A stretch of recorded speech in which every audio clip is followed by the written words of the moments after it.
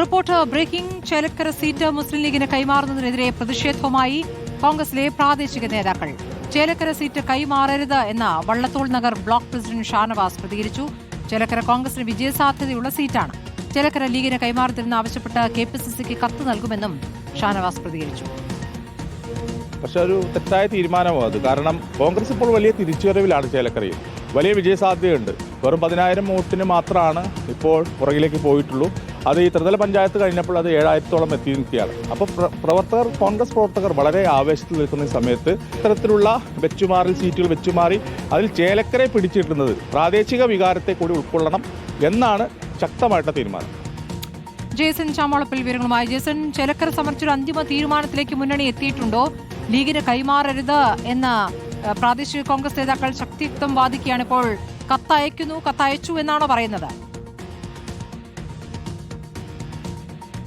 സ്മൃതി, ചേലക്കരയും കോങ്ങാടും വെച്ചുമാറുന്നതും സംബന്ധിച്ച ചർച്ചകൾ സജീവമായി പുരോഗമിക്കുകയാണ്. ഏതാണ്ട് ധാരണയിലേക്ക് അടുത്ത സാഹചര്യത്തിലാണ് പ്രതിഷേധവുമായി ചേലക്കരയിലെ കോൺഗ്രസ് നേതാക്കൾ ഇപ്പോൾ രംഗത്തെത്തിയിരിക്കുന്നത്. പ്രധാനമായും കഴിഞ്ഞ കുറേ കാലങ്ങളായി 96 മുതൽ ചേലക്കര LDFന്റെ ശക്തമായ കോട്ടയായി നിലനിൽക്കുന്നു. ഒരു തവണയും പോലും കോൺഗ്രസിന് ജയിച്ചു കയറാൻ കഴിയുന്നില്ല എന്നതാണ് പ്രധാനമായും ഉയരുന്ന പ്രശ്നം. അതുകൊണ്ട് തന്നെ കോങ്ങാട് ഇത്തവണ UDFന് കോൺഗ്രസിന് വിജയസാധ്യതയുണ്ട്. കോങ്ങാട് മണ്ഡലത്തിൽ നിലവിൽ മത്സരിക്കുന്നത് ലീഗാണ്.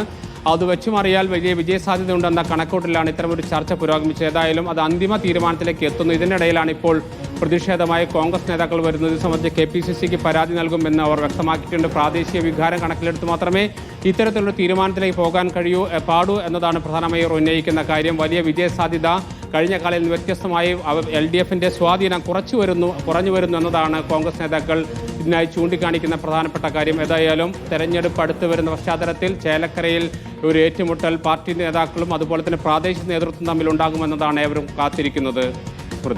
ജേസൺ ചാമോളപ്പിലാണ് വിവരങ്ങൾ നൽകിയത്.